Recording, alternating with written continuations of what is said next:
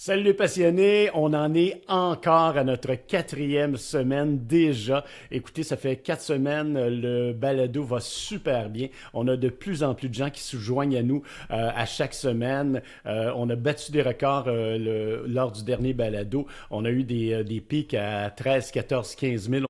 Et on a eu des séquences qui ont fait jusqu'à 30 000 auditeurs. Donc, ça vaut vraiment la peine. Je pense qu'on est on est parti sur une bonne voie. Et d'ailleurs, je rappelle à tout le monde que lorsque vous vous synchronisez au balado, partagez-le à vos amis, partagez-le partout. Ça va super bien. On est le seul balado d'ailleurs qui parle uniquement de ski au Québec. Donc, allez-y. On est des passionnés et on va partager notre passion.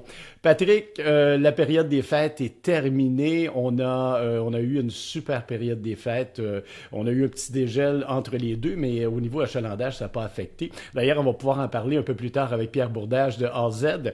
On va également parler équipement aujourd'hui avec Philippe Auclair de la compagnie Auclair. Tout le monde connaît les gants Auclair ici au Québec. C'est une compagnie de chez nous. On va pouvoir en parler en second lieu. Mais on va débuter avec deux personnes fort intéressantes, Marc et Alexandre Savoie de la compagnie Sportvac. Sportvac qui est un intervenant très important dans le domaine du voyage. Et on en parle aujourd'hui parce que Sportvac fête ses 35 ans. Marc, salut. Alexandre, salut. Euh, Marc, parle-nous un petit peu de l'histoire de Sportvac. C'est toi qui as été l'initiateur de Sportvac. Vous avez maintenant 35 ans. Il y a beaucoup de chemins qui ont été parcourus. Parle-nous un petit peu de l'historique de Sportvac. Oui, mais avant de commencer, bonne année à tous et merci beaucoup à Patrick et Mario de l'invitation. Alors déjà 35 ans, ça a débuté en 90, 28 août. Et comme Mario, tu connais Nathalie, mon épouse, à l'époque, tu faisais la météo ski. Elle s'occupait du Nord et toi, tu étais dans l'Estrie.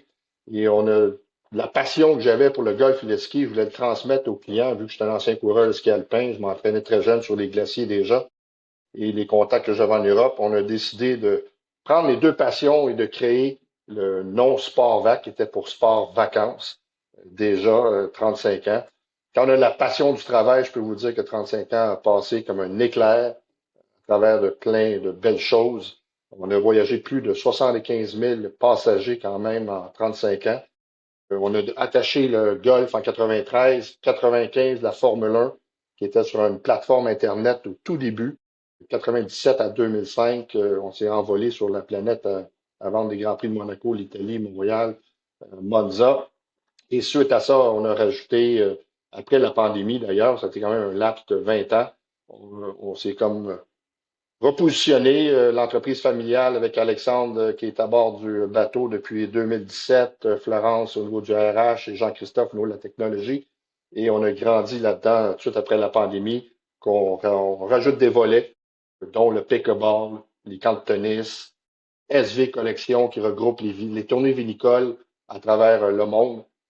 C'est un beau produit, encore 20 gastronomique. Alors ça, c'est une nouvelle belle division qu'on a partie. Et c'est sûr qu'en 35 ans, on voit l'évolution que j'ai vécue, euh, tant que peut-être Pierre l'a vécu aussi à l'époque, Mario et Patrick, si on travaillait avec les fax, hein, on envoyait les newsletters par fax, on avait une base de données, tel Rolodex, on passait sur le Python tous les vendredis, les spéciaux, Tremblant à Mont-Saint-Anne. Puis d'ailleurs, Sportvac a débuté avec le marché étudiant. On bougeait du monde à Tremblant, à Sugarloaf, J-Peak, Mars, ça coûte 500, 600 jeunes tout de suite après les programmes de Noël, et c'était par fax. Et aujourd'hui, ben, la technologie avec les emails, ça a complètement changé les plateformes web, le dynamique et l'intelligence artificielle qu'on vit aujourd'hui. Donc, c'est beaucoup plus rapide. L'émission de billets d'avion, les roaming, le marketing, et les réseaux sociaux qu'on a grandi avec, les modules de ski, les Facebook de ce monde. Alors, ça, cette division-là, c'est plus Alexandre qui a mis cette technologie-là avec Jean-Christophe qui développe quelques années pour qu'on puisse grandir plus rapidement sur le marché. Le marché a changé beaucoup.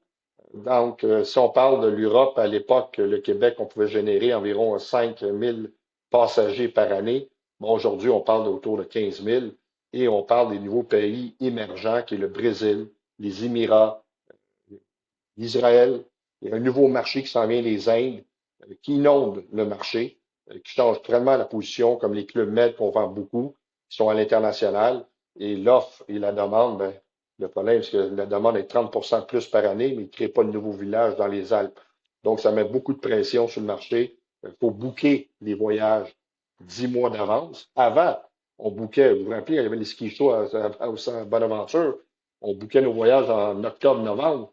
Et aujourd'hui, ben, c'est mai, juin, même avril pour l'année suivante. Alors, tout ça a beaucoup changé, la dynamique du voyage. Marc, Alexandre, tu me parles de l'Europe. Vos coups de cœur en Europe, quels sont-ils et pourquoi?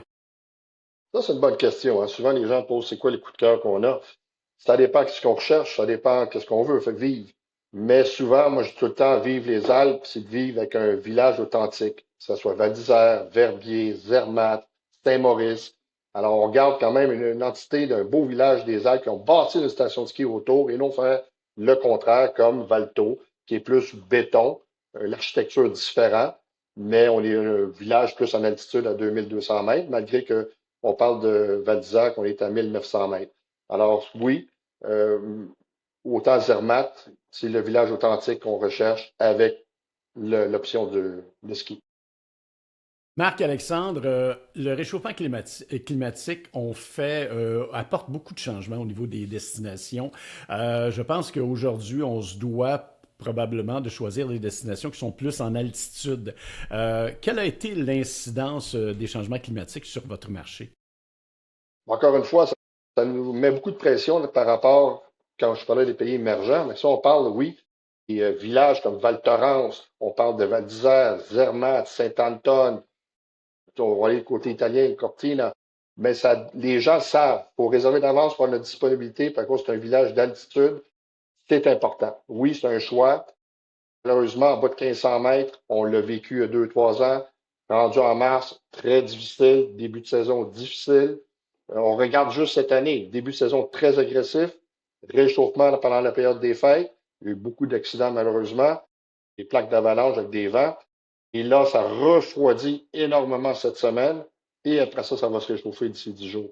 Donc, il y a des variances qui sont, faut s'adapter, qui sont pas évidents. C'est comme au Québec que Pierre peut témoigner. Les canaux en neige, tu vas aller dans les Dolomites, ils sont aux 75 pieds.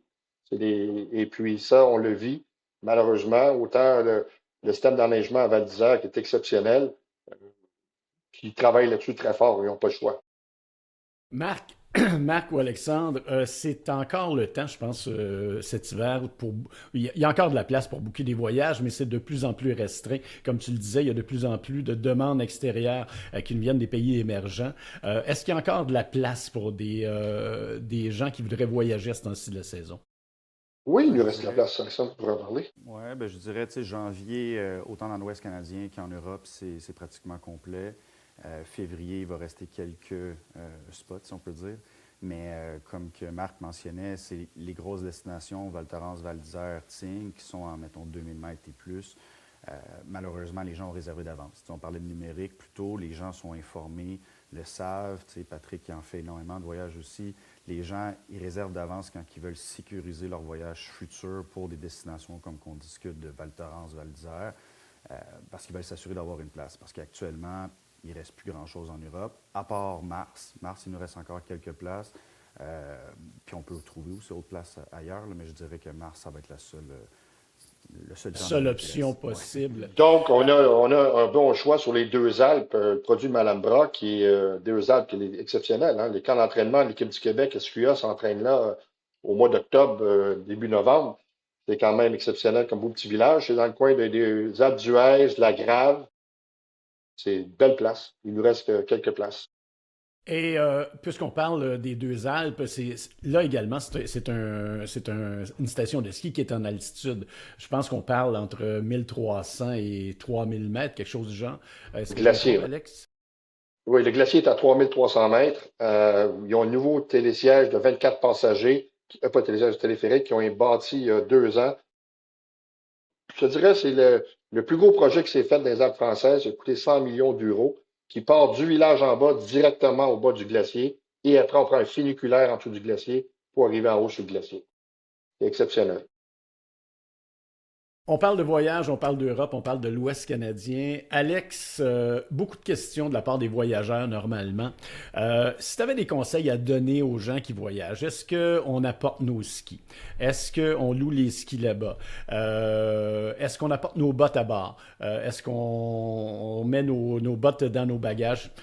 Tes conseils avec ton expérience, quels seraient-ils? Vite, vite, c'est sûr, moi je dis toujours aux clients d'apporter leurs bottes de ski dans l'avion, donc en cabine avec eux, et non en soute, parce que si jamais ils perdent leurs bottes, c'est pas très confortable de louer des bottes, comme vous savez. Donc, un. Deux, après ça, pour les skis, il faut savoir, les Québécois, puis là je parle du marché québécois, là, c'est des skieurs qui ont habituellement plus qu'une paire de skis, c'est des très bons skieurs aussi, donc ils préfèrent apporter leur ski à destination qu'en louer. Après, c'est sûr, ça va dépendre, tu sais, qu'est-ce qu'on a comme largeur au patin, mais c'est sûr, si on apporte une paire de skis pour du groomer en Europe, puis qu'il y a une bordée de neige qui tombe, louer des skis à destination, ça se fait très bien aussi. Donc, nous, on va souvent recommander aux clients, apportez vos bottes avec vous dans l'avion et tout ce qui est ski.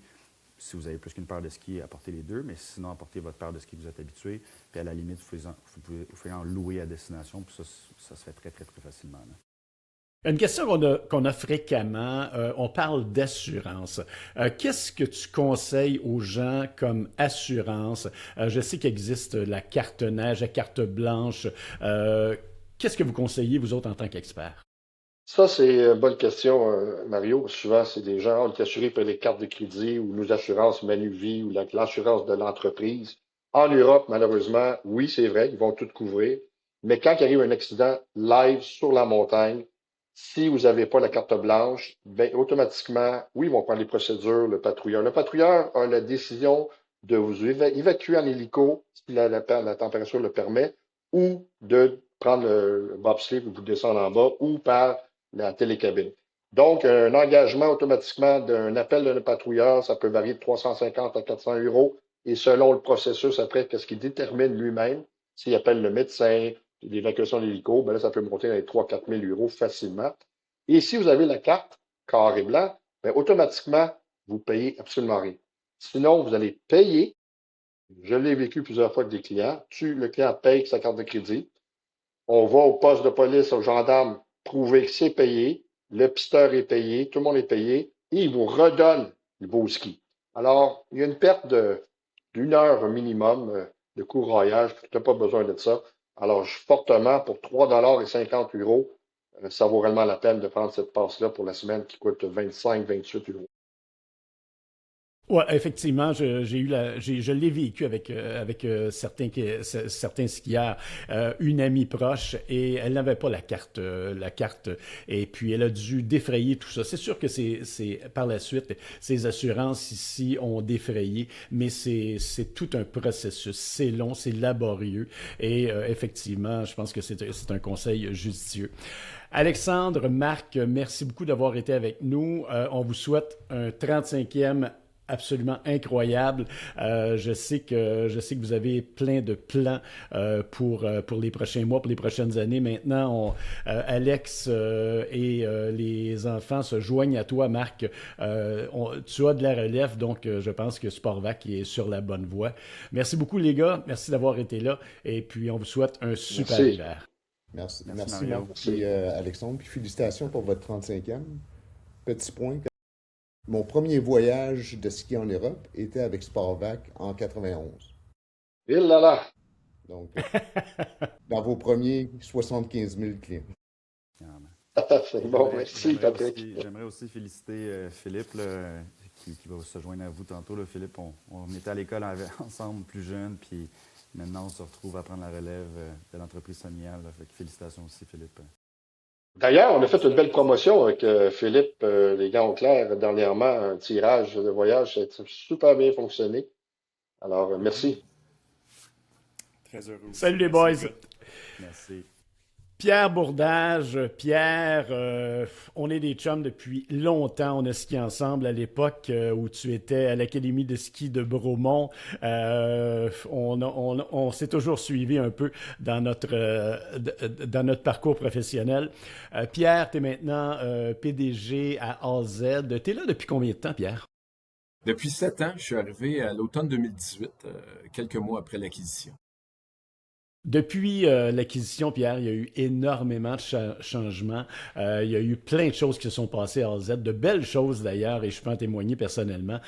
Parle-nous un peu de ce qui a évolué au cours des années à RZ. En fait, il y a eu beaucoup d'investissements qui étaient faits. Lors de l'acquisition en 2018, on voulait redonner une deuxième vie à RZ.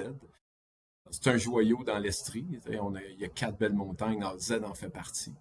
Et on voulait se positionner comme un joueur majeur. Donc, il y a eu plusieurs investissements. Là, on parle de tout près de 40 millions de dollars d'investissement dans les 7 dernières années, autant au niveau du chalet, de l'enneigement, du club de golf, des dameuses pour entretenir nos pistes.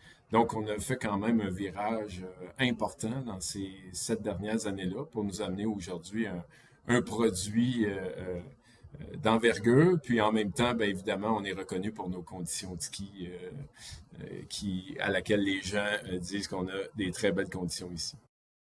Tu parles de conditions, Pierre, c'est une année exceptionnelle, je pense, au niveau de la neige, au niveau de la fabrication de neige.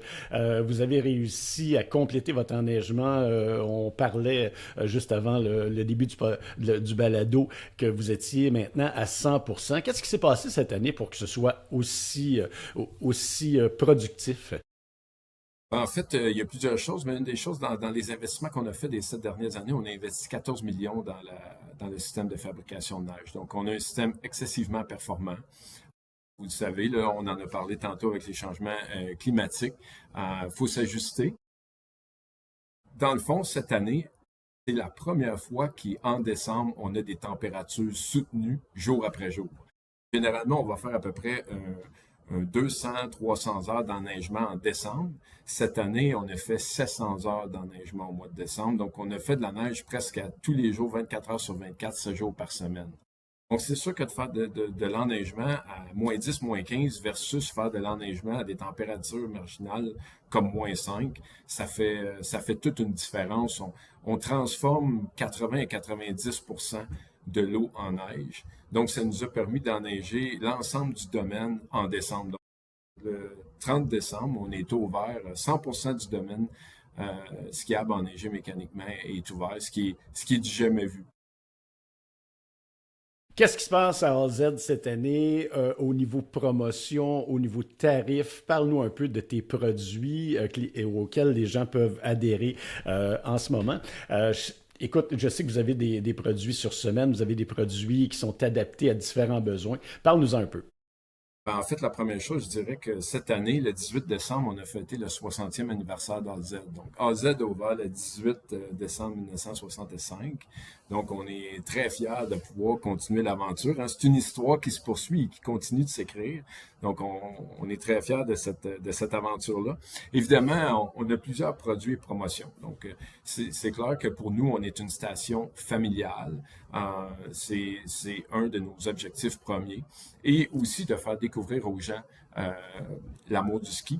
Donc, on a un produit zone familiale qui donne accès à la base de la montagne, qui donne accès à des pistes vertes. Donc, les gens peuvent partir du tapis à une remontée, à une autre remontée. Donc, c'est 3 remontées mécaniques regroupées qui donnent accès uniquement à des pistes vertes, qui offrent des rabais importants, là, qui est autour de 30% de rabais sur le prix régulier. Ça, c'est un de nos bons produits. Puis qu'on travaille aussi avec l'école de ski parce que les forfaits d'initiation, vous le savez, c'est important. Donc, il est travaillé aussi en partenariat avec l'école de ski.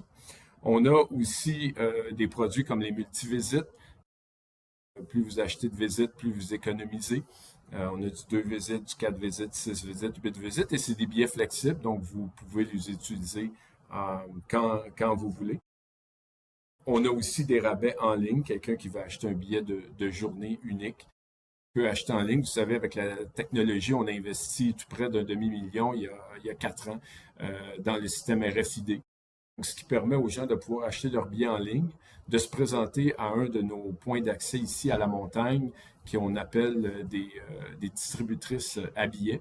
Donc, les gens présentent leur code barre, se font imprimer la carte dans une distributrice et peuvent aller directement à la remontée mécanique et après être en mesure de recharger leur carte et passer directement à la montée mécanique. Donc ça, c'est un produit unique. Ça évite que les gens, à chaque fois, se présentent au service à la clientèle. On a aussi un programme que je veux mentionner qui est important pour nous, la Fondation des sports adaptés. Donc, la Fondation des sports adaptés, qui a un programme ici depuis 1995. Donc, ils ont fêté leur 30e anniversaire. Et le programme a débuté à AZ en 1995. Et aujourd'hui, on a le plus gros programme au Québec de sport adapté.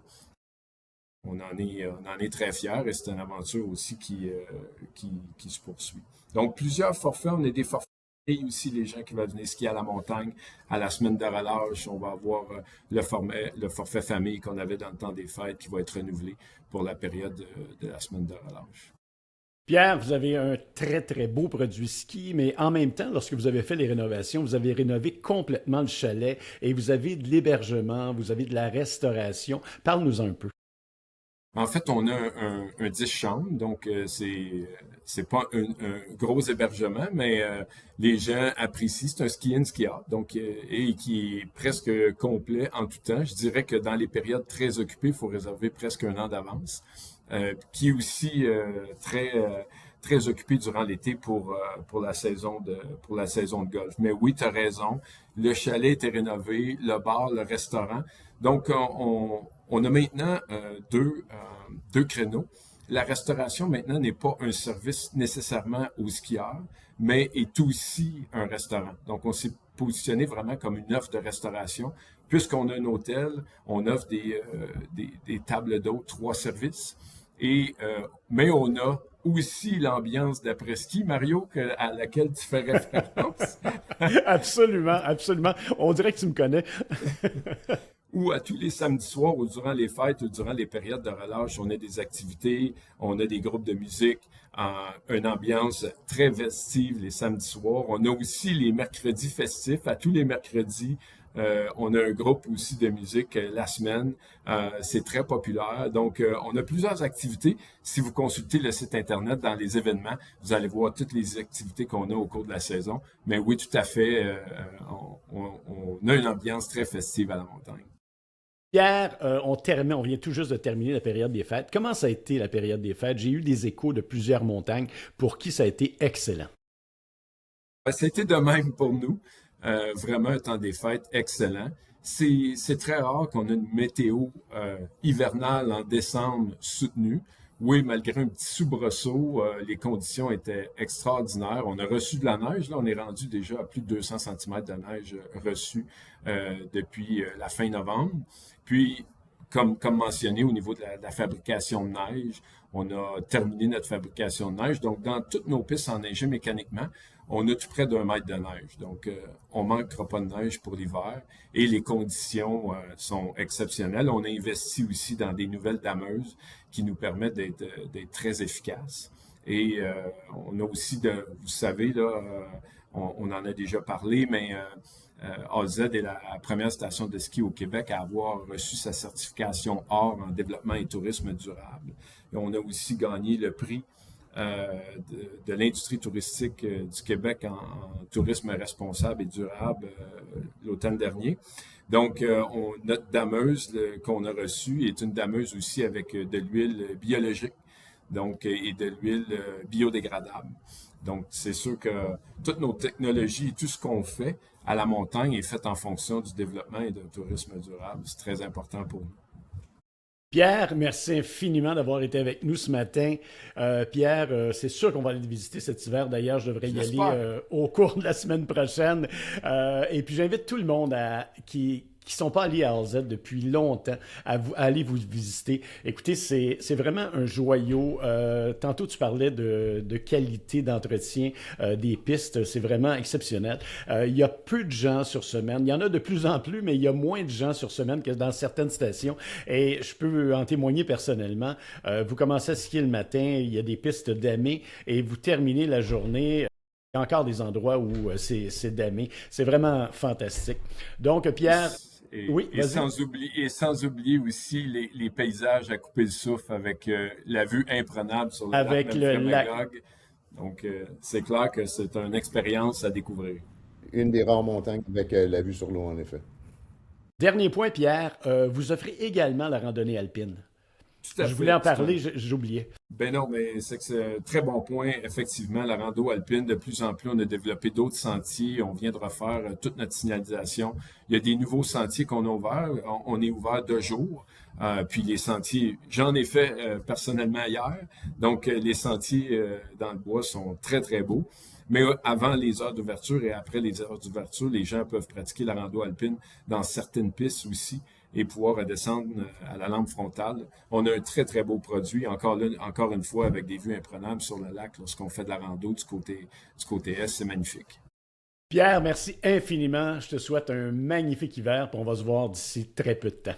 Parfait. Salut Merci, Pierre. merci, au plaisir. Félicitations à tout le monde. Merci. Philippe Auclair, Philippe Auclair, ben, je pense que tout le monde au Québec connaît ça, puis tout le monde, c'est une fierté, la compagnie Auclair au Québec. Tu en es le chef de marque, chef marketing également. Parle-nous un peu de la compagnie Auclair. Parle-nous je sais que vous fêtez vos 80 ans cette année, c'est pas rien. Vous devez en être très fiers. Parle-nous un peu de ce qui se passe chez Auclair. Oui, ben Mario et Patrick, un gros merci tout d'abord pour l'invitation.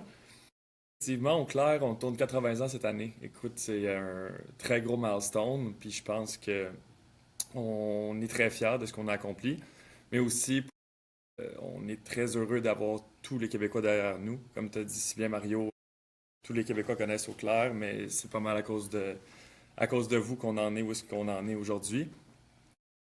C'est que bon, si vous l'avez remarqué, mon nom de famille c'est Auclair. C'est mon grand-père qui a fondé ça avec son père en 1945. Ça a commencé avec des simples gants de latex. Un jour, ils ont décidé on devrait essayer de faire des produits d'hiver, étant donné qu'au Québec, on a des hivers qui sont assez rough. Puis ça a pris une excellente tournure. Ils ont conclu un partenariat avec BRP à l'époque. Puis pour des mitaines de motoneige. C'est là que ça a pris un envol. On en est où est-ce qu'on en est aujourd'hui. On fait des gants de ville, tout comme des gants de ski. On passe par tous les produits possibles pour vous garder au chaud durant nos hivers canadiens qui sont très, très froids. D'ailleurs, tu parles de produits, Philippe. Vous venez tout juste de lancer une nouvelle gamme de produits qui s'appelle City and Summit ou City to Summit. Qu'est-ce que c'est exactement? Puis quelle est l'idée derrière ce nouveau produit? C'est que dans le fond, City to Summit, qui est de la ville au sommet en français, là, on essaie de le traduire le plus souvent possible, étant donné qu'on se le ferait pas. On est une compagnie québécoise. Exact. Dans le fond, c'est une campagne marketing qui a pris une certaine envergure. Quand on regardait notre gamme de produits au départ, on était vraiment axé seulement sur le ski. À l'époque, on était plus ville, étonnamment. On faisait un plus gros chiffre d'affaires avec tous nos gants de ville. Donc, on s'est dit, hey, pourquoi pas ramener ça? Tu sais, ça a bien fonctionné à l'époque, donc on va l'essayer. Finalement, ça a super bien fonctionné. On a eu des beaux partenariats avec des magasins comme Simons qui ont pris une belle gamme de produits qui sont faits pour la ville. Si on regarde ça un peu du bigger picture, la façon qu'on voyait ça, nous, c'était d'avoir un compagnon pour vos mains, peu importe où vous allez durant l'hiver. Même si vous avez une paire de gants pour promener votre chien en ville un matin, si vous voulez déneiger le tour, jusqu'à la montagne de ski, Auclair va être là pour vous accompagner. C'est un peu l'idée derrière cette belle campagne. Puis on en a fait une gamme de produits complète qui part de, je vous dirais, une trentaine de styles de ville jusqu'à toute notre gamme de ski complète que vous voyez présentement derrière moi. Mais ouais, c'est l'idée originale qui est devenue un concept qui a vraiment été apprécié non seulement par le client tous les jours, mais aussi par tous nos magasins. Philippe, je suis un petit peu curieux. Tu me parles de produits qui sont développés. Comment vous développez ça, un produit, un gant qui est adapté pour le skieur? Ça se fait comment? C'est une question qu'on se pose rarement lorsqu'on met nos gants, mais je me la pose ce matin puisque tu es là. Il y a beaucoup de facteurs qui entrent en jeu. Présentement, la meilleure façon que nous, on a trouvé, c'est d'écouter les clients, de un, mais aussi de travailler avec ceux-là qui les portent les plus souvent, donc les athlètes. On fait affaire avec des athlètes professionnels à travers le monde.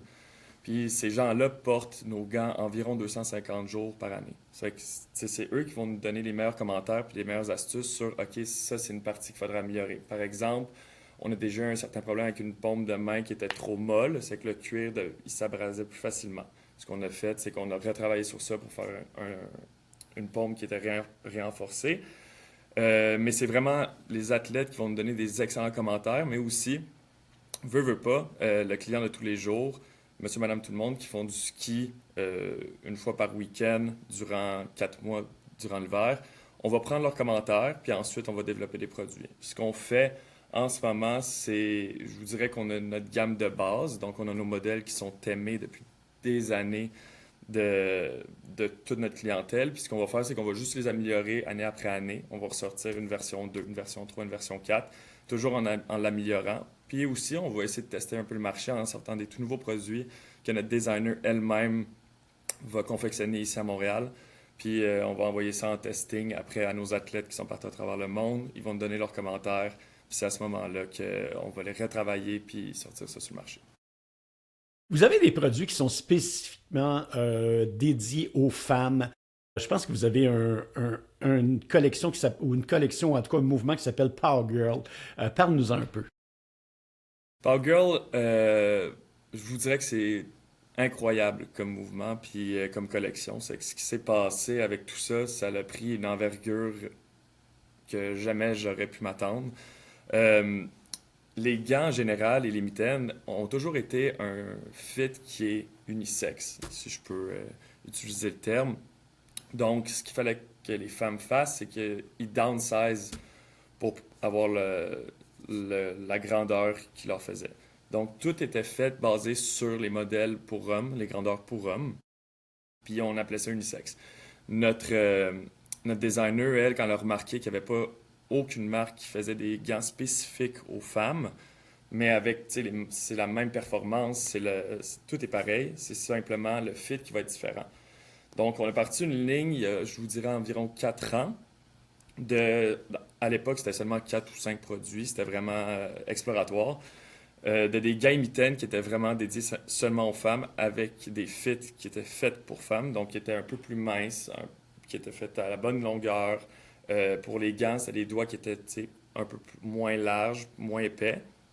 Mais il y avait toujours la même performance. Puis c'est sûr que les couleurs étaient aussi adaptées. Donc c'était moins de noir, moins de jaune, tan. C'était plus des couleurs qui étaient comme le rose, le beige. C'est que c'est à partir de là. Ça a vraiment évolué avec le temps. On a commencé à avoir des athlètes qui représentaient cette ligne, donc des femmes dans le sport. On a aussi d'ailleurs commencé à faire affaire avec Girls Forward, qui est une organisation qui intègre les femmes dans le sport, tout comme les jeunes filles, des jeunes filles jusqu'aux femmes. Donc, il y a 5% de nos ventes en ligne qui sont remis à Girls Forward aujourd'hui, encore. Puis, tout ça, mis ensemble, ça l'a fait un genre de mouvement. Donc, aujourd'hui, on est rendu avec 5 Power Girls qui nous aident à promouvoir la marque, mais aussi le mouvement. Les Power Girls organisent des événements tout au long de l'hiver. On a déjà eu notre premier qui était un événement de course à pied. C'est pas dit mot pour mot que c'est réservé seulement aux femmes, mais ça reste des événements qui priorisent les femmes dans le sport. Puis c'est ça, écoutez, ça va super bien. On a du super bon feedback, les produits sont très appréciés. On est rendu aujourd'hui avec environ 10 produits Power Girl. On a aussi des accessoires comme des tucs, des cache-cous et plus encore. Philippe, vous êtes une compagnie québécoise, mais vous êtes également à l'international. Comment ça se développe, le marché international? Je vous dirais que ça se développe super bien. On a été très bien reçus. Premièrement, il y a beaucoup de personnes qui croyaient qu'Auclair était français, ce qui était un peu étrange, mais avec le temps, c'est sûr que ça s'est bien fait, la transition de français à québécois. En Europe, on se développe très, très bien. C'est sûr que les Européens, ils voient une compagnie canadienne nous accueille à bras grands ouverts, étant donné qu'on a des hivers qui sont très froids. Donc, eux, dans leur tête, une compagnie canadienne connaissent les hivers froids. Ils font des excellents produits d'hiver. Présentement, on est en train de percer le marché français. On est aussi aux Pays-Bas, on est en Suisse, on est en Italie. On arrive à grands pas en Europe, on est très content, ça se passe super bien. C'est petit à petit, on ne veut pas non plus trop presser le marché, étant donné que c'est complètement différent. C'est une clientèle qui est différente, ils recherchent un produit différent. Puis il y a aussi la facette design qui est très différente. Là-bas, ils sont habitués à des logos qui sont un peu plus gros, plus de couleurs, c'est un peu moins épuré. Mais on va s'adapter, puis on est vraiment prêt à percer le marché là-bas. Philippe, en terminant, si tu avais un message à passer aux skieurs, aux planchistes, aux amateurs de plein air, pourquoi acheter Eau-Claire plutôt qu'une autre marque? Ben, premièrement, parce qu'on est québécois, c'est sûr et certain que c'est mon premier argument, mais aussi parce qu'on fait des produits pour vous, on va penser pour vous. Et on va toujours se baser sur votre feedback, puis on est toujours prêt à recevoir des critiques qui sont positives, autant que négatives. On est toujours prêt à améliorer nos produits, mais on est là pour vous, puis je suis pas mal certain que vous allez avoir les mains au chaud avec Eau-Claire, ça c'est sûr et certain. Et qu'est-ce qui s'en vient pour les années futures? Vous avez Beaucoup de 80 choses. ans? Il y a beaucoup, beaucoup de choses. C'est sûr que l'expansion en Europe est quelque chose sur laquelle on focus. On a une super belle ligne qui arrive en 2027, alors il faut garder l'œil ouvert. Mais pour ce qui est de cette année 2026, on a beaucoup d'événements Power Girl qui arrivent. Vous voulez garder un œil sur les réseaux sociaux. Il y en a un justement qui s'en vient le 17 janvier. Je ne veux pas en dire trop, mais vous allez tout voir ce qui s'en vient. On continue ce qu'on fait de mieux. On fait de la chaleur, puis on est là pour vous. Philippe, merci infiniment. On va te souhaiter un gros hiver. Puis j'espère qu'on va avoir la chance de se croiser sur les pentes. Je sais que tu es un amateur de plein air, mais surtout un amateur de ski. Donc, on est entre bonnes mains, si on peut dire.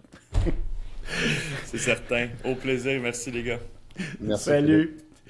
Salut. Patrick, dans les nouvelles cette semaine, il y a plein de choses qui se passent. On a parlé la semaine dernière du Mont-Sainte-Anne. Le Mont-Sainte-Anne, ça semble s'organiser. En tout cas, il y a moins de problèmes qu'il y en avait, mais là, il y a un problème majeur qui se pose dans la région de Québec.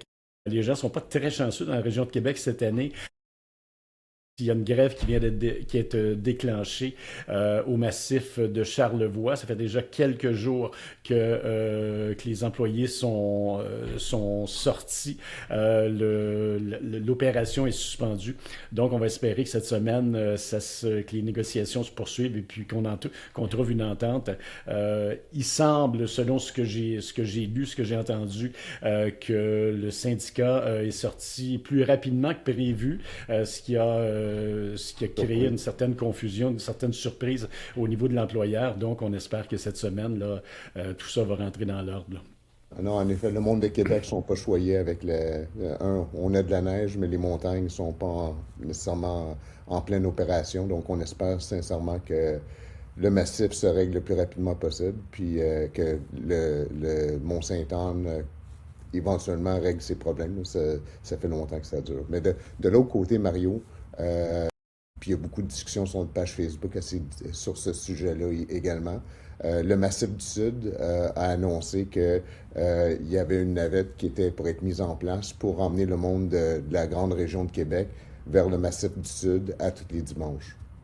Effectivement, tous les dimanches, là, à compter du 4 janvier, donc à compter d'hier, il y a une navette qui est organisée, qui part de différents points. Il s'agit simplement d'aller voir sur le site du Massif du Sud. Et pour ceux et celles qui ne connaissent pas le Massif du Sud, c'est une super belle station, très différente. Il y a de très beaux sous-bois, beaucoup de neige naturelle dans ce coin-là. Donc, si vous cherchez une alternative là, à la région de Québec, le Massif du Sud est effectivement une très bonne alternative. Patrick, en terminant, on va inviter tout le monde qui écoute le podcast à nous partager. Ça va excessivement bien, comme je le disais d'entrée de jeu. On a de très bons chiffres. Les gens s'intéressent de plus en plus, les gens découvrent de plus en plus. Et j'inviterai d'ailleurs les gens, en terminant, si vous avez des sujets, si vous avez des gens avec qui vous voulez qu'on s'entretienne, puisqu'on est le seul podcast 100% ski au Québec, gênez-vous pas, allez sur le site internet de Passionnés de ski, sur le site Facebook de Passionnés de ski, sur la page. Mettez-nous vos commentaires, mettez-nous vos suggestions. On les prend toujours en considération. Et la semaine prochaine, on aura d'autres invités. On aura encore des gens de stations de ski. On aura probablement des gens, des équipementiers également. Donc, on va souhaiter une super semaine. Je sais qu'il s'en vient là, peut-être un petit coup de chaleur pour les prochains jours. Mais comme Pierre le disait tantôt, les montagnes sont équipées pour réagir à ce type de changement de température-là assez rapidement. On va pouvoir d'ailleurs, après le week-end, repartir les canons à neige, puis on espère avoir un peu de neige d'ici ce temps-là. Donc, l'hiver fait simplement commencer. Et d'ailleurs, les leçons de ski devraient débuter là, pour la plupart des montagnes ce week-end. Patrick? Ouais, Mario, je pense que la petite chaleur qui va venir va être bienvenue. C'est pas trop pire. On parle d'alentour de 0 degré, donc ça va être des températures idéales avec de la belle neige pour aller en profiter. Donc, je pense que Pierre et tous les propriétaires de montagne vont être très contents. Ben, merci beaucoup tout le monde. Merci Pierre, merci Marc, merci Philippe qui a dû quitter. Et on se donne rendez-vous la semaine prochaine pour le 5e balado Passionné de ski. Salut tout le monde. Merci Mario, à bientôt.